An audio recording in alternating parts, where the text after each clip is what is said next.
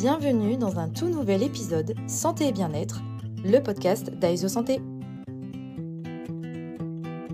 Un moment souvent décisif pour de nombreuses familles et personnes âgées, l'entrée en EHPAD soulève de nombreuses questions et inquiétudes. Aujourd'hui, faisons un focus sur cette étape importante. Les réponses apportées vous permettront de mieux prendre soin de vous et de votre santé. Notre expert invité, Pascal Ecketsveller, directeur à la résidence mutualiste Roche de France à Tournon-sur-Rhône, nous partagera des informations et conseils pratiques sur l'entrée en EHPAD.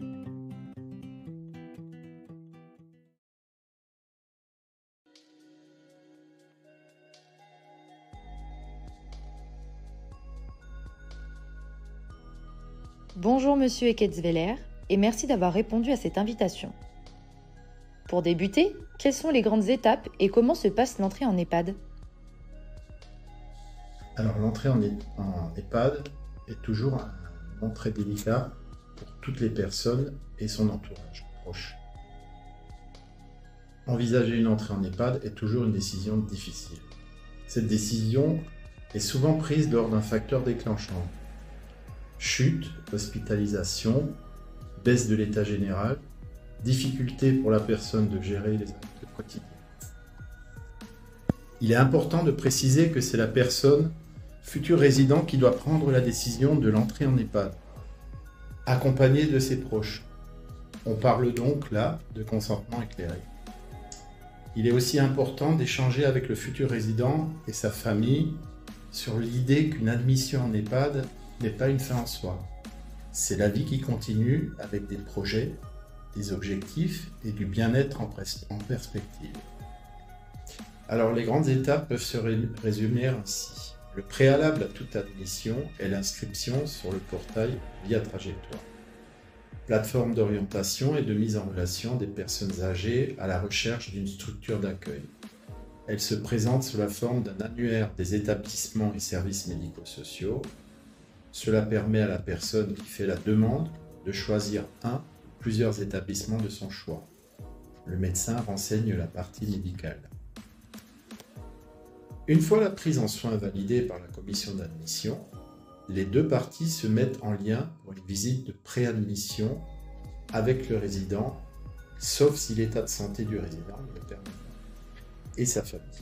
Pendant cette visite, un premier échange s'établit qui est très précieux et qui permet de co-construire un lien avec le futur résident et sa famille.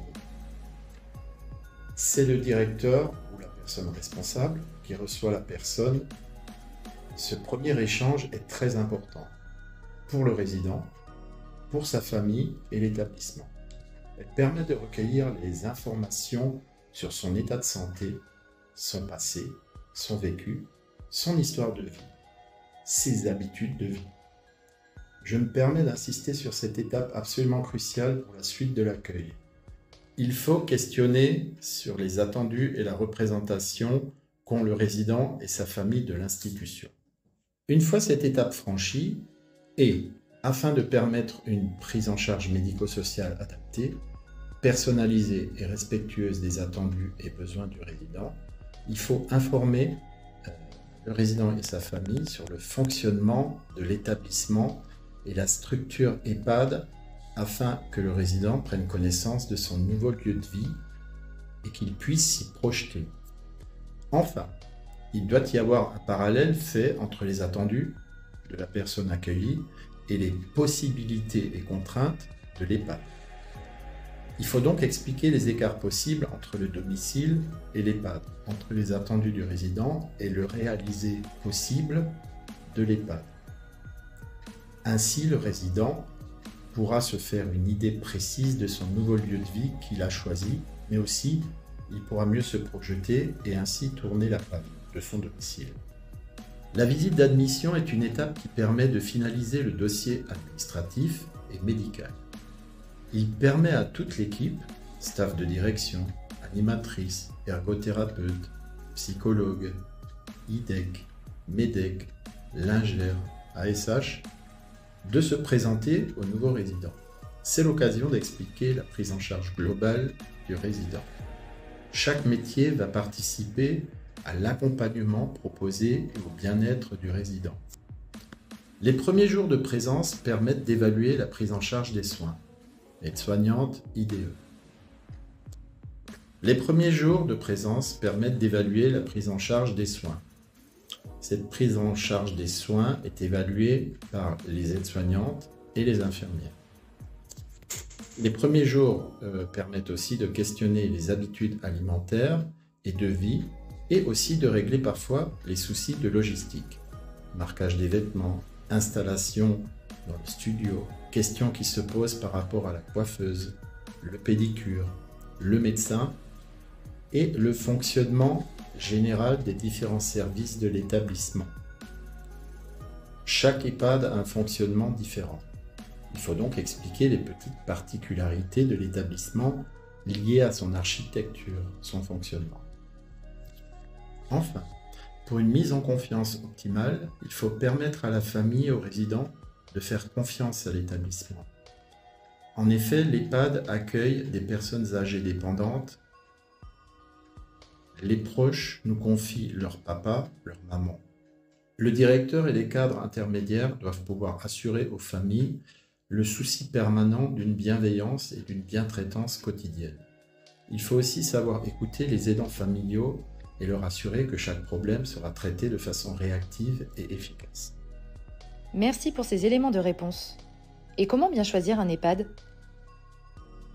Effectivement, c'est une question très compliquée à laquelle il faut faire appel à son bon sens. Trouver une place dans un EHPAD, que ce soit pour soi ou un proche, nécessite de s'assurer que l'établissement visé sera en mesure d'accueillir et d'accompagner le futur résident de la manière la plus adaptée. Il existe en France 7500 EHPAD qui ont tous un fonctionnement différent. Comment trouver le bon établissement ? La question est essentielle, car du choix de la structure dépendra le projet de vie et de soins du futur résident.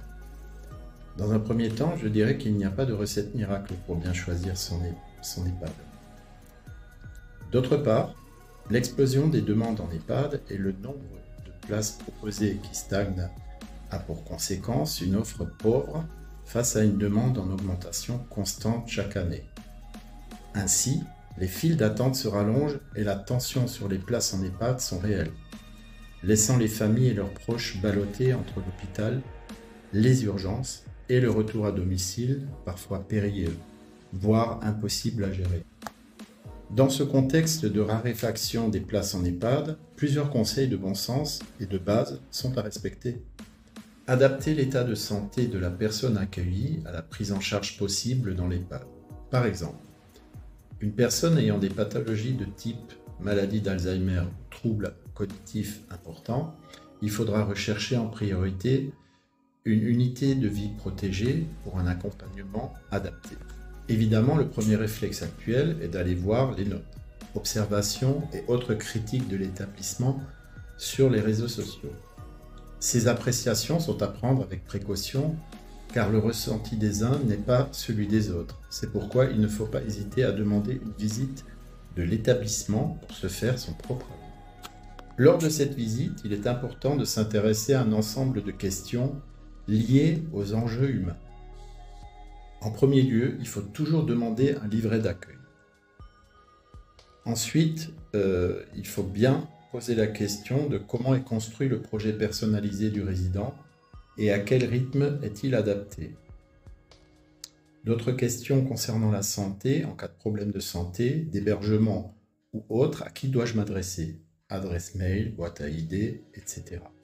Il faut également se poser et surtout poser la question de quels sont les espaces de parole proposés pour les familles par la structure, en dehors du conseil de vie sociale par exemple. Café des familles, atelier des familles, groupe de parole pour les familles, etc. Quels sont les services annexes proposés par l'établissement ? Salon de coiffure, d'esthétique, Snezelen, balnéothérapie, etc. Quel est le programme d'animation proposé ces derniers mois ? Est-il diffusé aux résidents et à leurs familles et réellement suivi sur le terrain ? Comment fonctionnent les tarifs hébergement dépendance, aide personnalisée à l'autonomie. Peut-on personnaliser sa chambre? N'hésitez pas également à prendre des notes et de façon générale, la liste des questions est non exhaustive. Il faut poser toutes les questions qui vous semblent pertinentes. En conclusion, la difficulté majeure dans le choix d'un EHPAD est d'arriver à évaluer la qualité de prise en charge à travers le projet d'accueil proposé par l'établissement et les besoins du résident. Ce sont des questions auxquelles il est difficile avant l'admission de donner une réponse. Ne perdons pas de vue également que pour chaque accueil, des documents officiels obligatoires doivent être signés. Contrat de séjour, règlement de fonctionnement. Ces documents protègent les résidents et obligent les EHPAD à des prestations socles. Et pourriez-vous nous dire comment se faire aider dans les démarches? Alors il est possible d'avoir recours à un écrivain public ou un secrétaire personnel pour obtenir de l'assistance administrative. Ce type de professionnel de l'écrit est également à même de vous offrir un accompagnement administratif. Il existe également un service public qui s'appelle France Service. C'est un guichet unique pour les aides administratives. Tout comme les maisons de service au public, le nouveau guichet unique France Service accompagne tout type de public de manière gratuite sur toutes les formalités du quotidien. Demande d'aide sociale, impôts, emploi, retraite, etc. La mairie, les services sociaux ou les associations locales. L'EHPAD peut aussi aider à la constitution du dossier d'aide sociale, de la caisse d'allocation familiale et de l'APL. L'APA est systématiquement géré par l'établissement. Les mandataires judiciaires à la protection des majeurs aident pour monter le dossier d'aide sociale d'hébergement. Nous vous remercions pour ces précisions. Pour continuer, quelles sont les aides financières? Alors pour rappel, le prix de pension à la journée en EHPAD se décompose en 3 parties. Le prix de l'hébergement, le tarif dépendance et l'APA qui est déduite. Et les autres aides auxquelles vous pouvez prétendre sont l'aide sociale à l'hébergement, sont également l'allocation de solidarité aux personnes âgées, l'aide personnalisée au logement, l'allocation de logement social, ainsi que le droit à la réduction d'impôt. Enfin, avant de clôturer cet épisode, quels conseils donneriez-vous pour bien préparer son entrée ou l'entrée de son proche en EHPAD? Alors pour bien préparer son entrée ou l'entrée de son proche en EHPAD, il faut absolument anticiper l'inscription via trajectoire médico-sociale et choisir un EHPAD avec son proche. Même si c'est une demande de précaution et que le futur résident n'est pas encore tout à fait prêt à rentrer dans l'institution. Ainsi, on peut éviter les délais qui sont forcément longs et donc éviter l'urgence qui oblige à choisir par défaut un EHPAD qui a une place libre mais qui n'est pas forcément son premier choix. Ensuite, il faut déterminer l'emplacement géographique de l'établissement choisi et élargir sa recherche si besoin. Il faut également étudier les caractéristiques de l'établissement. Ensuite, il faut visiter l'établissement sélectionné. C'est très important. Il faut également se renseigner sur les aides financières possibles, ainsi que préparer ses effets personnels et les marquer ou les faire marquer. Une fois la date choisie, il faut se laisser quelques jours pour personnaliser la chambre, meubles, télé, objets personnels, rideaux, photos, cadres, fauteuil confort, etc. Avant l'entrée physique du proche, rien de pire que de rentrer dans une chambre impersonnelle. Alors en conclusion, une entrée en EHPAD, c'est la rencontre entre deux projets. Un projet de vie d'un futur résident et un projet d'établissement. Les deux doivent être liés et parfaitement compatibles. Dans l'idéal, la personne et sa famille doivent être informées du fonctionnement de l'EHPAD. Si le consentement éclairé du futur résident est réel et que la famille partage le projet de vie, le résident doit pouvoir se projeter et prendre sa décision de changement de vie. Mais l'entrée en EHPAD est un bouleversement et un changement de vie pour le résident et pour sa famille. L'établissement a le devoir d'accompagner le résident avec sa famille dans ce changement. Un grand merci Monsieur Ecketzweller d'avoir pris le temps de répondre à nos questions.